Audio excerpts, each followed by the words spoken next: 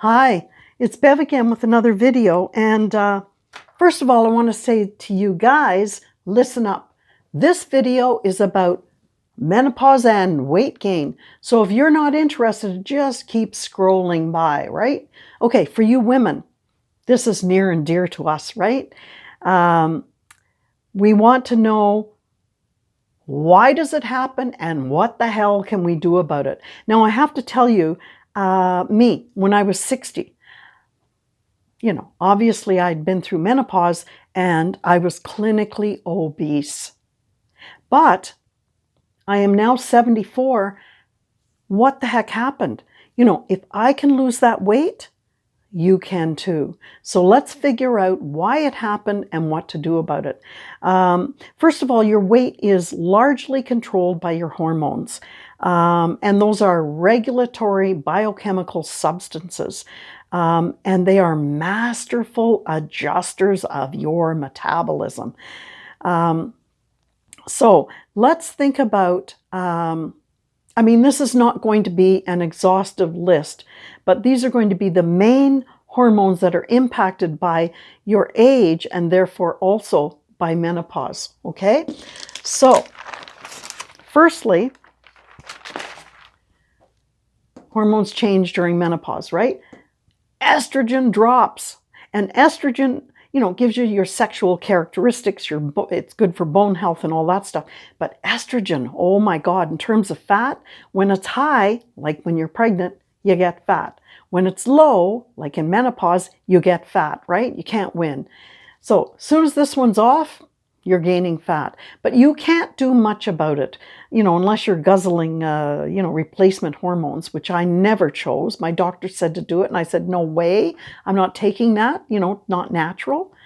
So can't do anything about that. But these 6 that are also involved in weight gain after menopause, you can do something about them.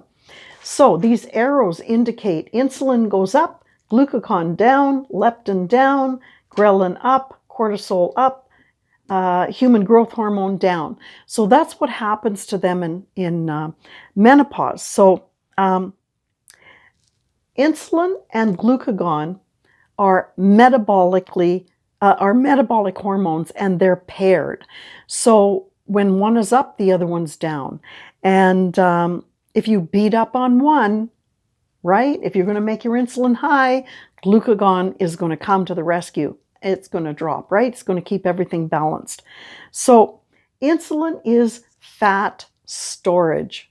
And glucagon is your main retrieval hormone. So if you want to retrieve fat, break it up and get rid of it. Whoa, that's not good if your glucagon is down, right? Leptin and ghrelin are also paired. When one is up, the other is down. These are signaling hormones. This one signals when you're full. This one when you're hungry. This one's up, this one's down. That's not good, right? This all happens after menopause. Cortisol and human growth hormone. Cortisol is, and by the way, these are both metabolic hormones, right, which means they affect your metabolism. What was I going to say? Cortisol is your main stress hormone, and this is your main, obviously, growth hormone. Now, as a hormone, this is a catabolic hormone, so it's fat making, and this is an anabolic hormone, which means it is calorie burning, right? It's down, this one's up. So we have a problem with these arrows, and we have to figure out how to change those arrows. The other thing about growth hormone, you can't do anything about it. It begins to drop after you're in your 40s. We'll figure out how to deal with that over here. And, typically as you age, your physical activity is lowered, right? You're not as, you're not doing so many sports or whatever. But you continue to eat in the same way as you did in your 20s or 30s. But what happens is you may be burning 15% fewer daily calories than you did in your 20s. And what happens is you'll gain 10 pounds a decade because of this. And that's what happened to me, right? 40 pounds overweight. So, and I should mention insulin. I said it was fat making. When insulin makes a ton of fat high, cortisol's high, cortisol comes to the rescue. It says, well, I can deal with that fat, and it just puts it on your waistline. So these guys all work together against weight loss, okay? So the hormones, I said it wasn't an exhaustive list, but the main ones, they work together to increase or decrease a number of things. Your appetite, your fat storage, your calorie burning rate, and indeed your metabolic rate, okay? So what I want to say is they directly impact your body fat distribution. Now, you will not feel changes in hormones because it's biochemical. You're not going to feel any change in your biochemistry or your metabolism. I mean, you can notice when you're hungry or not on these signaling ones, but the metabolic hormones, you're never going to feel. But it's all related to your decisions. So let's figure out how you can change your decisions, your lifestyle, your dietary choices, your exercise, your sleep patterns, your daily stress. All of this is maybe going to help control the changes in some of these arrows, okay?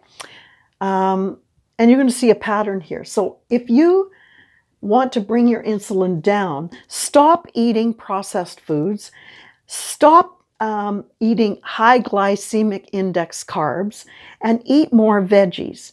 And you want to bring your glucagon back up, right? So eat protein with every meal. Eat a lot more dietary fiber, and you can only get fiber in carbs, okay? So don't give up fiber. You need that for your glucagon. Now, if you want to build up your I'm full, this leptin, don't eat a lot of sugar and sweets. Don't eat a lot of trans fats. You've seen my videos on that. And get more sleep. You know, aim for 7 hours a night. And ghrelin, you want to bring that down. So don't eat high fructose corn syrup. That's all that, the food industry uses it. Eat a lot more dietary fiber. Get a lot more sleep. Cortisol, remember, it puts it at your waistline. So you want more sleep, less stress, and don't starve yourself. You know, I used to do that in my 50s. I'm like, well, you know what? I'm just going to quit eating. I'm embarrassed to talk about it. I mean, when you have a family, they don't really notice when you're a mother what you're doing. Like I could not eat and nobody would even notice, right? Even my husband. And I was getting fatter and fatter. Anyway, don't starve yourself because you're going to stress out your body. Human growth hormone, strenuous weightlifting. That's what I did. I joined a gym at 60. I got myself a personal trainer. Oh my God, I loved it. And get more sleep. So what you see here is kind of a pattern. You know, if you want to control your weight after menopause, you have 4 areas in which to do it. More sleep, less stress, better diet, and more exercise. Just do it. You know, if it worked for me at 60, why the hell wouldn't it work for you? You know, you're no different.